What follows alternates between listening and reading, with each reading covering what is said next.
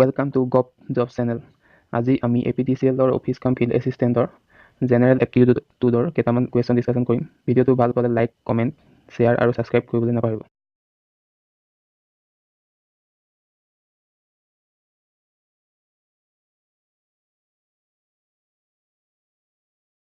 Question number 1. Look at this series 21, 9, 21, 11, 21, 13, 21 আৰু ইয়াত এই খালী ঠাইটোত কি হ'ব? এই গোটেইকেইটা নম্বৰতে এটা ৰিলেশ্যন আছে। আমি ৰিলেশ্যনটো লৈ ল'লে পিছৰ খালী ঘৰটো কি হ'ব আমি সেইটো উলিয়াব পাৰিম। এতিয়া আমি এটা দেখিছোঁ যে এই 21 এইটোৰ লগত ছেইম, এইটোৰ লগত ছেইম আৰু এইটোৰ লগত ছেইম। তেনেকৈ এইটো 9ৰ পৰা 11 বাঢ়িছে, কিমান বাঢ়িছে? +2। তেনেকৈ 11ৰ পৰা 13লৈ +2 আৰু 13ৰ পৰা এই খালী ঘৰটোত আমি যদি +2 কৰি দিওঁ 13ৰ লগত, তেতিয়া এনচাৰটো পাই যাম। এনচাৰটো হ'ব +15। তেনেকৈ এইটো এনচাৰটো হ'ব বি।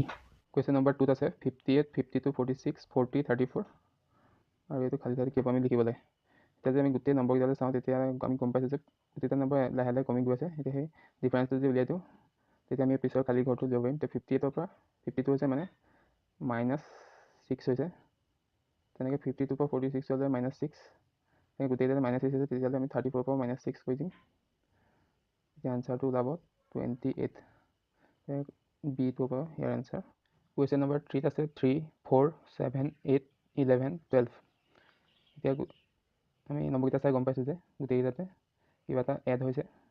প্ৰথমটোত চাম তাত +1 এড হৈছে, পিছৰটোত যদি চাওঁ তাত +3, তাৰপিছৰটোত আছে +1 মানে গোটেইটাতে এবাৰ 1 হৈছে, তাৰপিছত এবাৰ 3 হৈছে। লাষ্টৰটোত +3 এড কৰিম, এনচাৰ হ'ব ডি 15। কুৱেশ্যন নম্বৰ 4ত আমি চালে দেখিম যে এইটো 8 আৰু এইটোতো ছেইম, এইটো 8 ছেইম। তেতিয়াহ'লে আমি দুটাৰ মাজৰ ডিফাৰেঞ্চটো যদি চাওঁ তেতিয়া পাম +6। গতিকে 28ৰ লগত যদি আমি +6 এড কৰি দিওঁ এনচাৰটো পাই যাম। 28ৰ লগত যদি 6 প্লাছ কৰোঁ তেতিয়া এনচাৰটো আমি পাম 34। কুৱেশ্যন নম্বৰ 5, প্ৰথমে গোটেইকেইটাৰে ডিফাৰেঞ্চ উলিয়াই ল'ম। 31 আৰু 29ৰ মাজৰ ডিফাৰেঞ্চটো হৈছে -2। 29 আৰু 24ৰ ডিফাৰেঞ্চটো হৈছে -5। 24, 22 -2, 22 আৰু 17ৰ হৈছে -5। গতিকে 17ৰ পৰা আমি -2 কৰিম, এনচাৰটো হ'ব তেতিয়া A 15। নম্বৰ 6, 1.5 আৰু 2.3 মাজৰ ডিফাৰেঞ্চ কিমান হ'ব? 1.5 + 0.8। তেনেকৈ 2.3 বা 3.1 ছেইম +8। গতিকে 3.9ৰ লগত যদি আমি +8 এড কৰি দিওঁ এনচাৰটো আমি পাই যাম। তেতিয়া হ'ব 8 + 9 4.7। 4.7 হ'ব এনচাৰ। কুৱেশ্যন নম্বৰ 7, 14 আৰু 28ৰ মাজৰ ডিফাৰেঞ্চটো হ'ব 14। এটা মাজৰ ডিফাৰেঞ্চটো হ'ব 8। এটা মাজৰ 20, এটা মাজৰ হৈছে 8। মিলা নাই, গতিকে 8 নিব নহ'ব।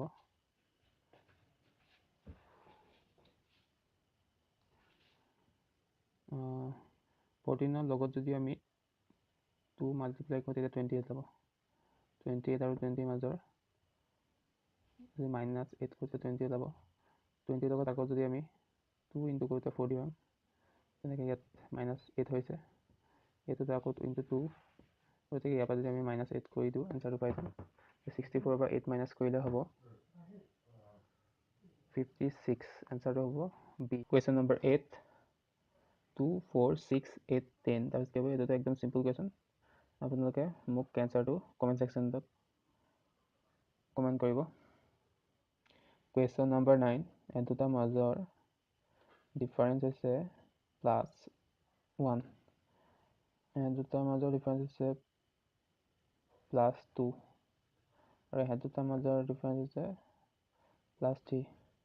গতিকে এইটো আৰু এইটোৰ মাজত ডিফাৰেঞ্চ হ'ব +4। গতিকে 207 + 4 = 211। কুৱেশ্যন নম্বৰ 10, আমি চাম এই দুটাৰ মাজৰ ডিফাৰেঞ্চ 544, 509। এতিয়া 14 পৰা 9 গ'লে 5, 3, 35, মানে সেই দুটাৰ মাজৰ ডিফাৰেঞ্চ হৈছে -35। এই দুটাৰ মাজৰ ডিফাৰেঞ্চ হৈছে -35।